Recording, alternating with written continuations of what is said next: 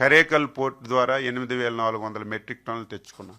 Dhamra port ద్వారా 10,000 metric టన్నులు తెచ్చుకున్నాం. 28వ తారీఖున గంగవరం పోర్టుకు ఒక 10,350 మెట్రిక్ టన్నులు వచ్చాయి. ఏదైతే మనకి జూలై ఆగస్టు బ్యాక్లాగ్ ఉందో ఈ బ్యాక్లాగ్ లో ఈ 3 రోజులు దాదాపుగా మనం 30,000 మెట్రిక్ టన్నులు తెచ్చుకున్నాం. ఇంకొక సంతోషకరమైన వార్త, ఈ రోజే మనకి 53,000 మెట్రిక్ టన్నులు అలాట్ చేయబడింది కేంద్ర ప్రభుత్వం. కాకినాడ పోర్టు ద్వారా 25,000 మెట్రిక్ టన్నులు, గంగవరం పోర్టు ద్వారా 28,000 మెట్రిక్ టన్నులు మనకి ఈ రోజే అలాట్మెంట్ వచ్చింది. ఎవరు దీని గురించి ఆందోళన చెందవలసినటువంటి అవసరం లేదు. ఇంకొక 20 రోజుల్లో ఇంకొక 20 వెజల్స్ వస్తున్నాయి. కేంద్ర ప్రభుత్వానికి కూడా కృతజ్ఞతలు తెలియజేస్తున్నాను. రాష్ట్ర ప్రభుత్వం తరపున, రాష్ట్ర రైతాంగం తరపున అడిగిన వెంటనే ఇస్తున్నారు. ఇది కావాలని కొన్ని దగ్గరలా ఇది రాజకీయం చేయడానికి ప్రయత్నం చేస్తారు. సాక్షి పేపర్ చూడండి, తెల్లవారితే లైన్ లో ఉన్నారంట. ఎరువులు కూడా లైన్ లో కూడా తీసుకుంటున్నారు. సిస్టమేటిక్ గా చేస్తున్నాం. ఎక్కడ ప్రైవేట్ డీలర్ ఉంటే అక్కడ ఒక సెక్రటరీ పెట్టాం, ఒక ఆఫీసర్ పెట్టాం. ఈ మధ్యన గందరగోళంగా ఏదో దారి మళ్ళిపోతుందంటే ఫస్ట్ టైం